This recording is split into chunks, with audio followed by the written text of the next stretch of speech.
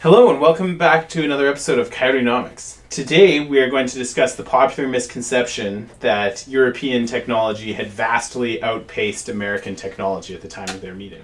And not just that, but the idea of human rights and culture, the idea that Western society was giving a huge gift to Native Americans when we brought property rights and human rights in general. And this notion that they were a backwards, primitive, Stone Age world. Mm-hmm. Like I know actually Ayn Rand is pretty famous for saying that it was okay to conquer indigenous lands because they were so backwards that they were being given a gift and they didn't have property rights, they didn't have, any rights essentially, according to her. And so and people seem to share that view, is that it's that they didn't have anything that we were replacing. They were still toiling in mud and dirt and learning about bronze when we showed up. Yeah. And, so first of all, to steel man that notion, we're going to talk about some of the reasons why that perception exists. Why were Europeans considered superior by so many people?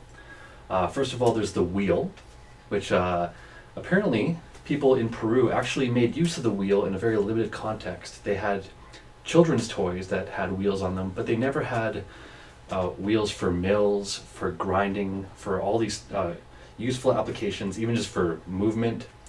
And that's been a mystery for a long time. But one of the main reasons is that it had a very hilly climate and a lot of swamps, and wheels wouldn't be very useful there. And so just based on their particular environment. But actually we shouldn't even cover that first. First we should try to make the case that they were inferior. So another obvious one is weapons technology. Native Americans were nowhere close to developing gunpowder.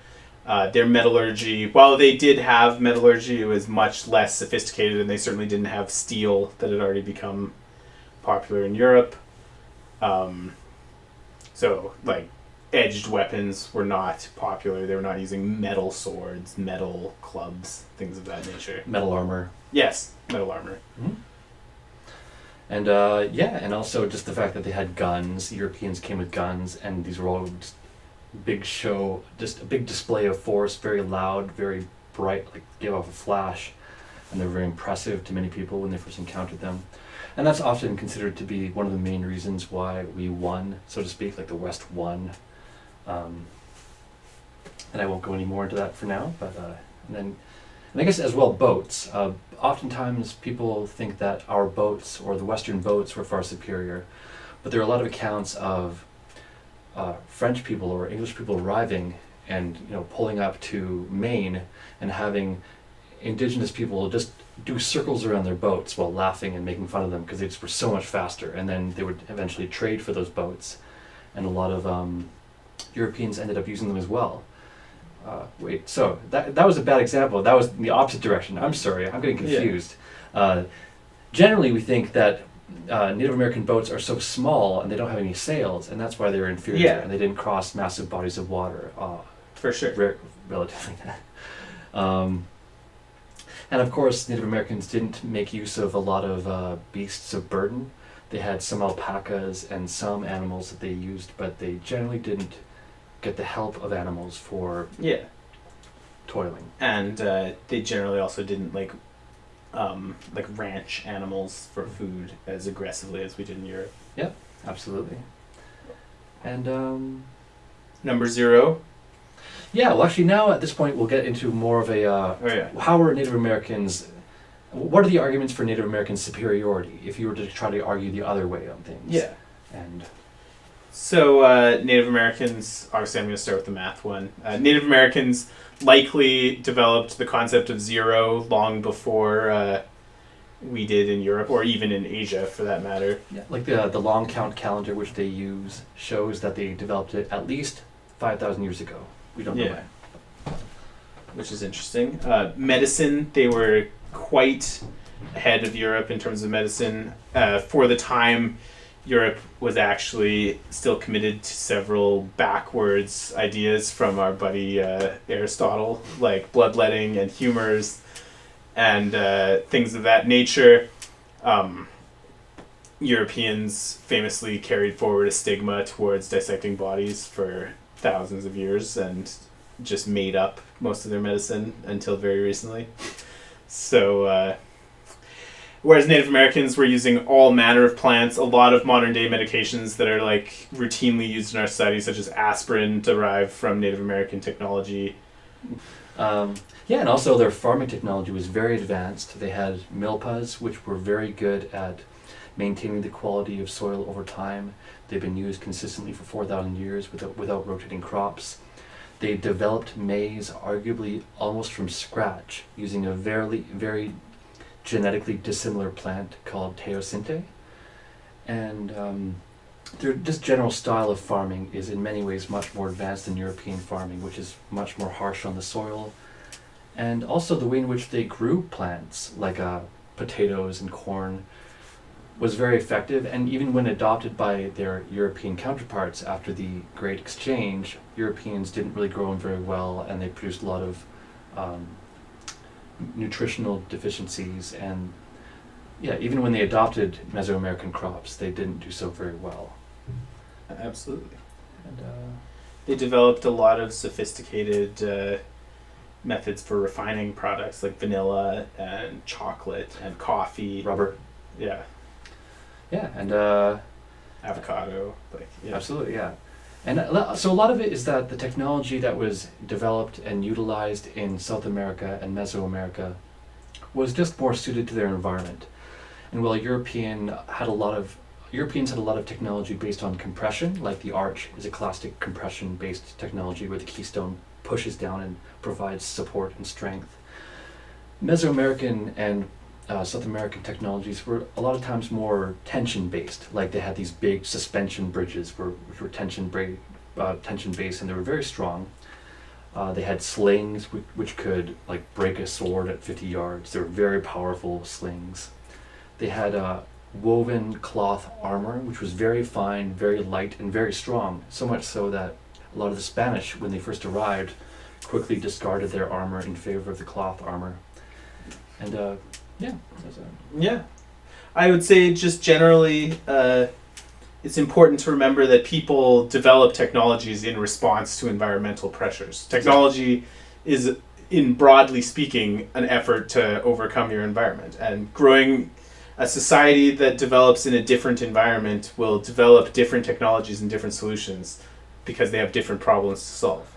And for us, as we've largely Europeanized the world, we now see them as inappropriate technologies, but our technologies were just as unsuccessful here as theirs would have been in Europe. People, and for that matter, India, China, Australia, everyone develops their own technologies, and it's important to view them in the context that they were created. exactly, and there's a huge temptation to view things by our standards, and that just doesn't work very well.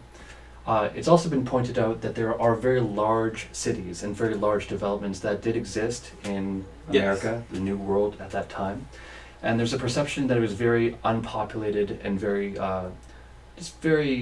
primitive in style. But a big reason is that they had a lot of disease come through because they didn't have a lot of the livestock that would produce it on that side of the world. So they were very, very susceptible. And while some studies or some analysis has indicated that there might have even been more people in the New World at the time of Columbus, and yet they somehow lost a lot of the great wars at that time. So, I mean, what would be the modern theory of how they lost, even though they had great cities and a great population?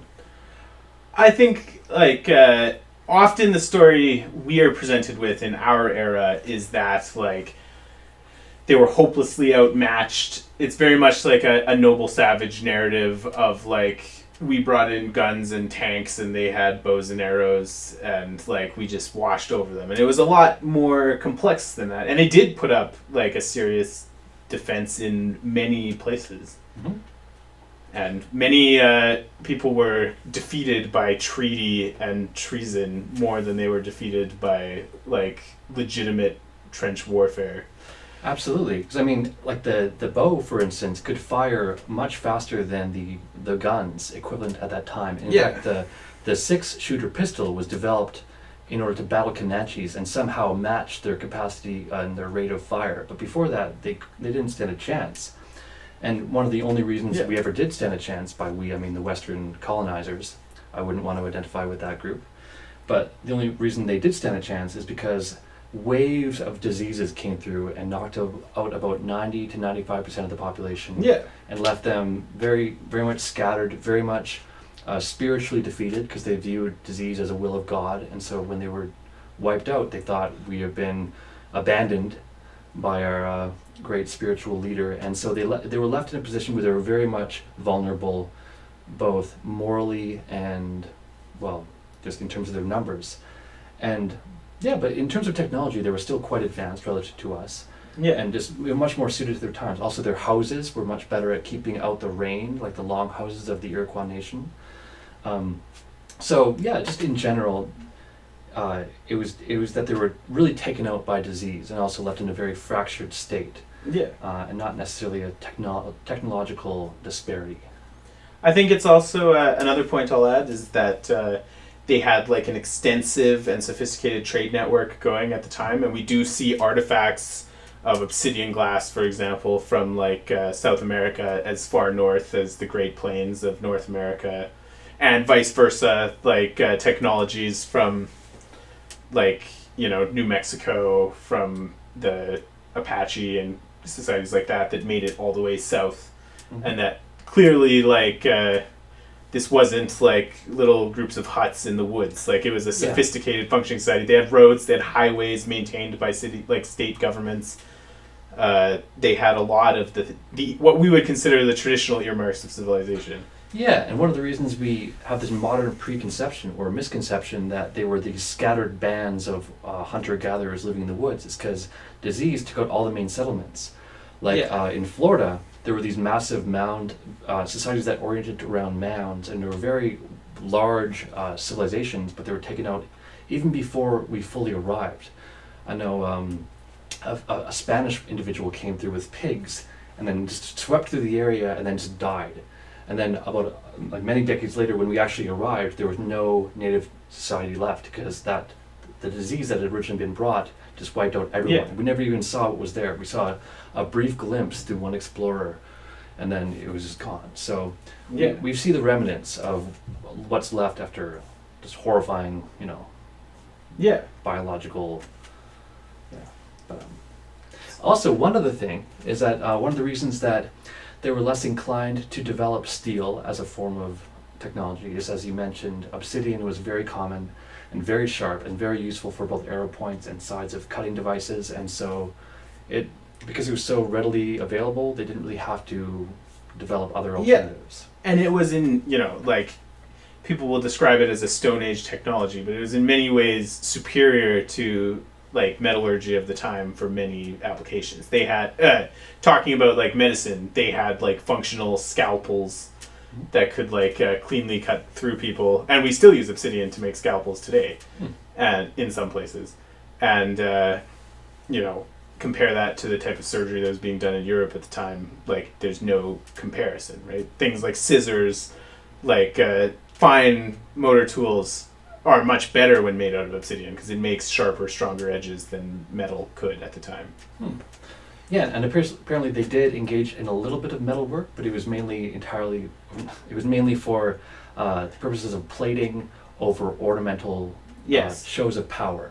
So they would just cover up some ornament that would be you displaying your power in some way, and they also had bronze axes and whatnot. There are descriptions of jewelry and things like that as well. Absolutely, yeah. Lots of very ornate, beautiful jewelry, and also lots of just developed culture. I know the Aztec Emperor or the Aztec Empire was famous for developing a rich history of technology and art and poetry, and they believed the only way to connect with the divine was in that moment of creation of art.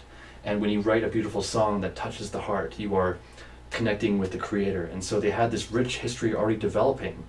And unfortunately, the Spanish was not a big fan of that, and they tended to burn the codices, which was all the history of the local areas, and they would just, there was a lot of cultural genocide, unfortunately, as there always tends to be in history. So we've lost a lot of the technology through the sands of time, but we are more and more these days getting glimpses into a very rich tradition of culture. It goes back very long. Excellent. Final thoughts? Native Americans have a lot to teach us, and our history books should provide, and they should contain more information about them, because they are a tradition worth celebrating. They have so much worth celebrating. Good thoughts. I guess I would say, like, when you measure against the yardstick of European technology, that European technology will always win. But when you define it another way, it's not so obvious. Like, always be wary of how you're comparing things. Exactly. Catch you coyotes next time. Yeah.